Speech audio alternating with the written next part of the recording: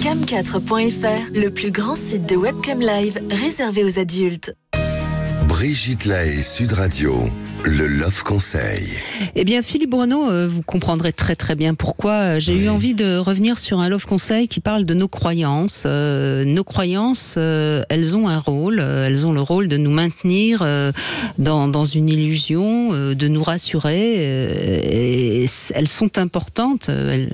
Mais attention, parce qu'elles peuvent être sclérosantes, nos croyances. Parce que si on reste trop dans les croyances, eh bien parfois on peut passer à côté de nos vrais désirs, de notre véritable destinée.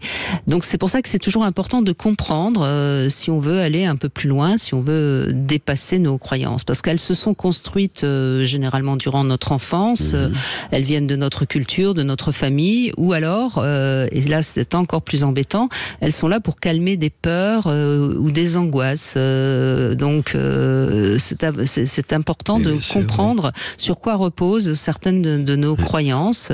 Alors je vais prendre un exemple que tout le monde connaît bien. Vous savez, il y a des femmes qui sont persuadées que tous les hommes sont infidèles, ou alors que de toute façon on peut pas être heureux en amour, ou bien qu'on n'est pas désirable, ou que de toute façon les femmes ont vraiment du mal à arriver à l'orgasme. Et on voit bien que ce sont des croyances qui ne signifient pas que c'est une vérité absolue. Et donc il faut essayer de comprendre d'où vient cette croyance pour peut-être arriver à la dépasser.